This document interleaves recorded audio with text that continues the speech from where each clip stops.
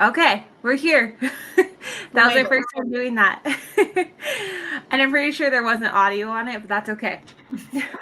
We're figuring this out. But at least I have an intro now to my show. Perfect. All right, welcome, Ellen, to the Fast Seven. I'm really excited to have you. This is kind of a spinoff to the podcast, which you've been on before, but this is the fun part where it's live and we get to get interaction from people, hopefully. We'll see what happens. The timing's different, right? You said it's different than the normal time. Yeah, but this might be a better time for everyone, so we'll see.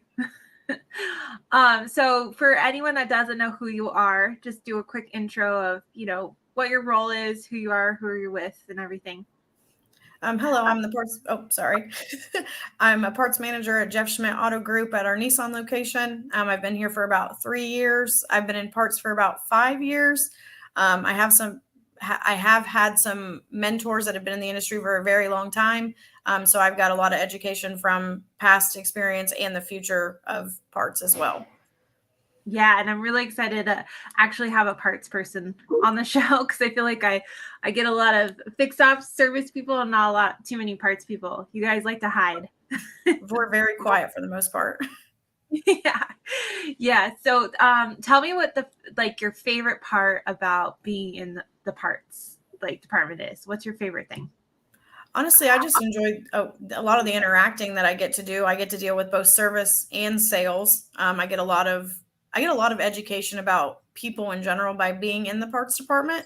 The team that I have is really amazing, and getting to a point where we get to make everything happen or make stuff happen. We're usually the closers almost.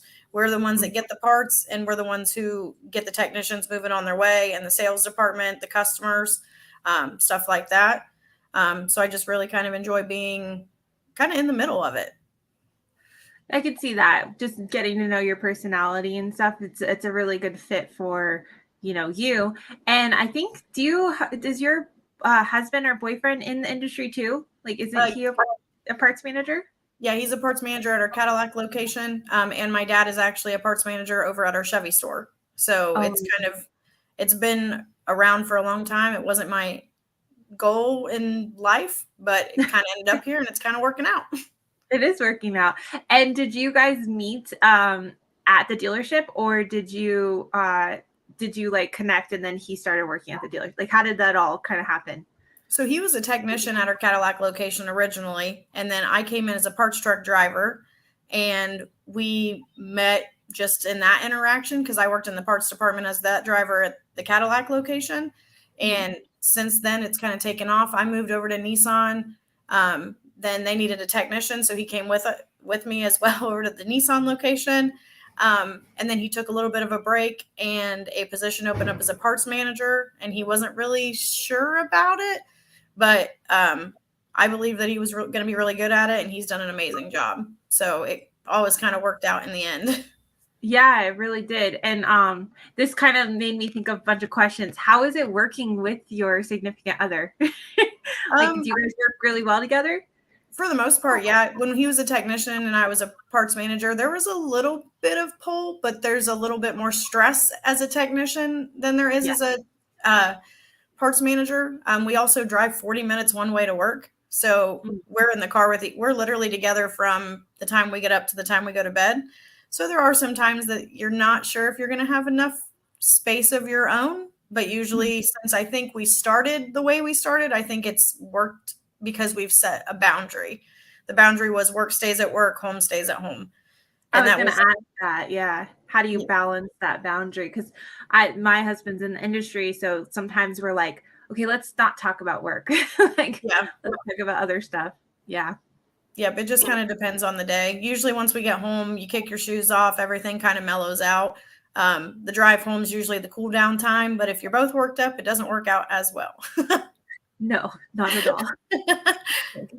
Sometimes maybe you need to drive separately so you can have a break. Right. Oh, that's funny. So what is something that you feel like with what you guys are going through right now with your store? Is there anything, a challenge that you guys are struggling with or overcoming, or is there anything you want to talk about that you're dealing with? As for a whole group, because you also met Shonda on your podcast, we did the podcast together. Mhm. Our biggest transition we've had is one of our master technicians moved to Florida. His wife got a new job, so he left, and that kind of put a little bit of a sting on us. And then another guy left for a dealership closer to home. So some of the obstacle we've been overcoming is just technician wise. We do have Yeah. technicians who have stepped up to the plate though, and we have not lost on turning hours or anything like that. Our guys are super exhausted though right now. I don't know if anybody else is feeling that, but our guys are exhausted. Yeah, I think a lot of dealerships are feeling that. And I think, how do you when is there like when is the light where's the light at the end of the tunnel, or how are you keeping your team from not burning out? Because it sounds like the people you've lost it wasn't because of burnout, it's just opportunities that better fit their life. Yeah. So yeah, how are you keeping your team from not burning out? It's a hard thing to do. I was going to say, for the most part, at least on the parts department end, my goal with us has been just trying to keep the technicians as happy and as moving forward as possible. Like if there are questions about parts, we need to make sure that we get them right the first time, because that's going to eliminate some of the burnout from them being frustrated and something not working out. It's as for on the service side, it seems to be they're trying to spread the work as best as they can to keep it even across the board. We got some newer guys in that just graduated and they seem actually rather ambitious. So I think that maybe bringing some new guys up and taking some of the stress off of the other guys will eventually kind of weed itself out. We've got a couple of other technicians that are interested in jumping ship from their current place of employment. So we're trying to like cross our fingers and hope we can make that kind of stuff happen. Oh yeah, definitely. I mean, it's kind of being in a sales role, because I'm just looking at it in my mindset. Like you kind of have to have like, prospects and things out there, and then you're hoping things, follow through and start working with you. So, it sounds like that's what you guys are doing, and it's just part of the business what you got to go through. Yep. You just keep overcoming it. That's all you can do. Keep overcoming and adapting. Yep. I'm just looking over at my questions and I should have made these bigger, or I need glasses. I don't know. I'm just going through changes in my life. Baby's taking your eyesight. My eyesight's changing. Okay. What would you say is a common myth about parts managers? Some of the things, like the memes and stuff that I see, are that they're a little bit difficult to work with sometimes. And I don't know if that, I've never experienced that fully, but we are very, at least on my end, we're very to the point, to the process. And we don't stray very far from what is supposed to be done. If that makes sense. At least that's how I see it. Like we have a process and we have a structure, and we like to stay that way. When someone comes in and throws us for a loop, it is usually it goes sideways. No, I think that's a really valid point. And I just compare it to, because I live with someone that's a parts manager. And yeah, like I feel like when things change, or it's to the point and no bullshit. Wait, I can't. I'm live. Oh man, that's a good one. What's your favorite way? And I think I've asked you this, and I think you guys have a really cool culture within your guys' group. What's your favorite way to reward your team and really create that culture and get everyone together? Oh, it's always food. It's always food. It's always food. I know we were sitting the other day in the office, and Shonda's walking around and she's coming up to all the windows just passing out popsicles. Like she's like, it's hot, we need popsicles. So she's following everybody around trying to hand out popsicles. And I think the last thing we did was city barbecue. I think I brought that up on the podcast, that was one of our like favorite things to get. But for the most part, it's something along those lines. We've tried to incorporate writing everybody's birthdays and stuff down too, so that we can like celebrate. The guys are not as keen on that type of stuff, They don't like to give out their own information. They don't like people to sing happy birthday. Yep. But we've kind of tried to incorporate stuff like that, just something to individualize everyone as well as being a full team. Absolutely. I was actually just talking to someone, a fixed ops director, and he was telling me that with birthdays, as your team grows, it's really hard to keep up and do something for everyone's birthday. So he was like, he was going to start doing like, all the July birthdays, they were going to do one big celebration so that it makes it, and then you make sure you don't forget anyone. Right. As long as they give you when their birthday is. Right. Yeah, because some people don't like to celebrate their birthday. I don't know why. I just don't think they like being the center of attention. Like or maybe they're trying not to be like involved in as much in work. I'm not sure. Yeah, I don't know. For my birthday, it's like the whole month is my birthday. Oh yeah. Every single day at the end of the month. So it's like the whole first like 27 days. Then it's like, then it's my birthday. Mine's in the middle, but I'm like, everything I order on Amazon or anything I buy, I'm like, oh, that's for my birthday. My sister and her husband did that with their baby when she was pregnant. He went out and bought a Colorado, and they were like, baby's first truck, baby's first this on everything. It's for the baby. I know right now I'm buying clothes. I'm like, it's for the baby because I can't fit into anything. So I have to go shopping. And it's not really fun to shop when you're pregnant. No. Okay, I want to change up a question on just like vendors, because I've been bringing this up a lot in my interviews and my discussions with people. What is the best? Because I feel like it can be overwhelming with how much how many services, solutions, products there are for you guys in the dealership.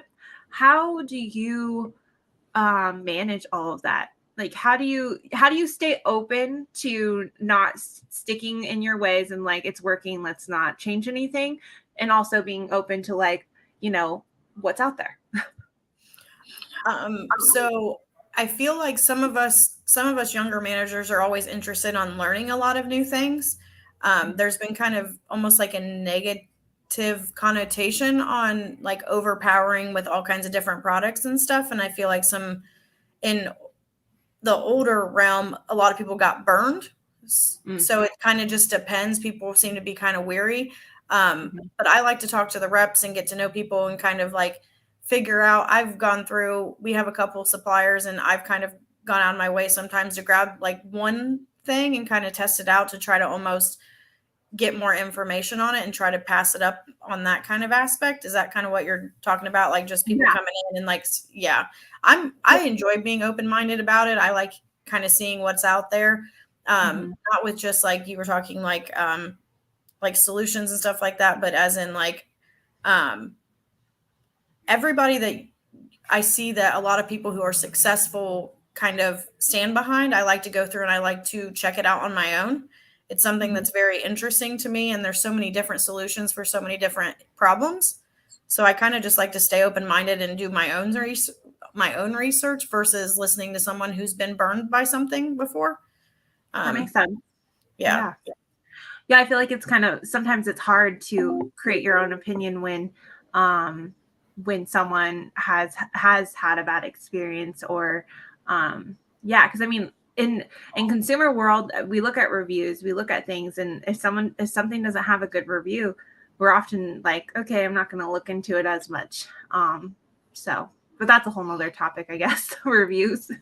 And like from my perspective, from working in the dealership, you see some, like we were discussing before this, like some people speak out of anger or frustration versus actual information that they're trying to pass along. Yeah, absolutely. That's why when I look at reviews, if there's a bad review, I do look at it because I try to interpret, okay, are they speaking to actual bad experience, or were they being unreasonable and just being angry? Yep. And you can normally identify those situations. Yep. Well, Josh was here for a little bit. He said hi, but I don't see anyone on right now. But sometimes there's a delay. Okay, so last question I want to ask you, because I feel like I've asked you about 7 so far. Maybe. What's some qualities that you really admire in some of the mentors that have taken under your taken you under their wing? I've had one amazing mentor, which, well, I've actually had two, but my favorite thing about them is that they've been open-minded. And it's hard in the industry. You've been there as well, just kind of starting out in an industry that you've watched change so much gender wise over the last 5-10 years. And the open-mindedness really makes a difference. I also have noticed, like, communication wise, there have been times where it's different communicating with a female versus communicating with a male, in my opinion. And what I've noticed that I've gotten the most positivity out of is, instead of arguing the same way that they're arguing, you have to figure out how to fix how you're either arguing or communicating in general.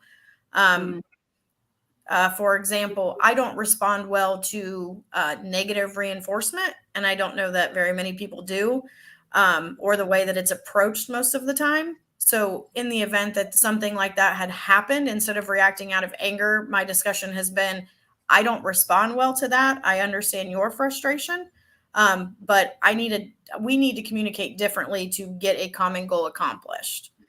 And communication changes significantly. My boss Jerry as well, he's very strong-willed, and if you set him up with something, he will not stop until he has come to a full-blown conclusion. And that shows a lot, because a lot of people get halfway through and they'll throw their hands up. They're like, I don't know what to do. I don't know how to accomplish this. You're just SOL. It is what it is. And I've been lucky enough to, I know it's draining and exhausting, but it's inspiring to sit back and watch and see someone who can sit there and I've never seen him not be able to resolve an issue. And that really sticks with you. And doing the right thing, he stands behind very strongly. And that means a lot too, because there's some people in this industry that, will do anything despite how it affects other people. And he's always looking out for the company as a whole. He wants, it's not an individual benefit. It's, how can I make sure that this is done correctly to support our business? Because I think it always boils down to communication and how we're communicating. It happens in any business. I know with us, I've always talking to my boss. I'm like, well, did you communicate it to them in a certain way? Like, how are you communicating? Let's take a step back. Because sometimes when we're frustrated, we don't communicate the way that we should. Yeah, well, and my whole department is females. And females, we say we're good at communicating, but sometimes we're not. So I try to lay it out for them as best as I can, as in, I understand you're frustrated, but if you don't say something, or you come in and you're having a bad day, just say you're having a bad day and let us know and lay it out for us, and we'll deal with it as we go. It's better to know ahead of time than to try to figure it out afterwards. Yeah, because I always tell everyone, like, if you're not communicating how you're feeling, then how do you expect your employees or your coworkers to know? Because to them, they think you're fine. Yeah, it makes sense that there's something off, but they might be like, "Well, are you pissed off at me? Like, what did I do?" So that's good. And I'd rather know than just sit there and people be ticked off all day. Like, well, that's the thing, with females, sometimes we get too invested a little bit, and it causes a little bit of conflict. But again, if you don't say anything, we're never going to be able to fix it. So. Yeah, that just reminded me. So it's very rare to have all females in. So you're all females in parts and service. Parts, and then service is all females except for one of our advisors, Alex, and he just kind of gets to hang out in his own little world, I think, out there most of the time. But yeah, there's 3, Shonda, and then she's got 2 female advisors, and Alex, and then it's me, and I have a parts counter person, Courtney, who's a female, and then my backroom inventory control is Trina, and she is also a female. Wow, and that's so not common in the dealership, all females. So then, I'm trying to think of the right question to ask about that. Like, have you worked in an environment where it was mostly all males before you were a parts manager? Let me think. I would say I know when I started, Leonard was here, and then it was I want to say it was all male advisors, and I think it was all male advisors, and the service manager was a male. So yeah, I guess I have. I just didn't realize it that much. So then you can compare the two, the difference of having females in all the departments and males. Not that there's anything wrong with either one. I'm just curious to see like what the strengths are to having more females in parts and service. Where, I mean, how do we shine more than men? Yes. Not that it's a competition. At least I feel for my department specifically and how we interact together with service. My department is again, we go back to the structure and the process. With Courtney and Trina, we have a process, and luckily they stick to it to a T, and 99% of the time it works out perfectly every single time. We don't sway from the process. And we're also constantly always up to date and checking all the things that you would want to be, you're doing your bin checks, you're doing your special order calls, you're doing everything that helps with your inventory control. And we have a process every single morning. Parts get checked in. Courtney calls the customers. Trina delivers the parts to technicians. And it is a smooth process every single day. And we're all respectful of each other, and there's no ego. So I feel like that makes a huge difference, because there's not someone fighting for some kind of other acknowledgement or like moving up, or we're all where we want to be, and we all stick to that plan, if that makes sense. Service, I think, just with the way that service is set up, as in like it's kind of a lot of dealerships are commission based. So I think the little bit of the struggle for, staying and working, trying to work together, but also make your own clientele and stuff kind of makes a little bit of a difference. But for the most part, we all get along really well, and it's the same if there's structure and they have a plan. Shonda's got a like her flow charts and stuff that they are supposed to be following, and it works out in the end. If you address it, they seem to be rather compliant with the change, and we all work together and we just do what we're supposed to do. Yeah, absolutely. There has to be structure, process. I love that you mentioned flow charts, because with so many moving parts, not even just like physical parts, but just moving, there's just so many different processes for different things that you have to have a structure so that everyone knows where. And I always compare it back to my Subway days, because whenever I go into a Subway nowadays, I'm just like, it's just a mess, and it drives me crazy, because I'm like, why aren't they doing the push and pull? Why are they jumping all over the place? Like, there's a process, there's a flow chart, like assign people to meats, assign people to veggies, and push and pull. It's not that hard.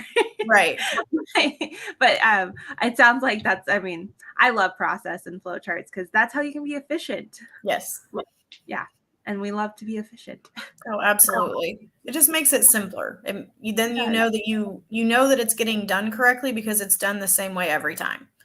Yeah, and everyone knows what to expect, and it's just, but then there's also things that come up, and then it sounds like you guys work as a team to adapt to the process and make changes when necessary. So, oh, absolutely. Yeah. Well, I'm really glad you came on the show. I think a lot of people are going to get great stuff out of this. I always like to open it up at the end. If there's anything you want to ask me, you don't have to, but if you want to ask me something, you can. Other than that, I think we're pretty much done. Yeah, I think we're pretty much done. We're supposed to get back together. I think I scheduled for the 21st or something. So I'll be seeing you here in a couple weeks. Oh, yay. Awesome. I didn't see that yet, so I got to look at my email. You said something about brainstorming, so I was like, I'll just set this up. So I just went ahead and set that up. We have there's a lot of ideas going on, and we still haven't even covered what Parts Edge does. So I'm like, we got to just talk about everything. So, well, thank you so much, Ellen, for coming on the show. Thank you, Kaylee. You have a great day. You too.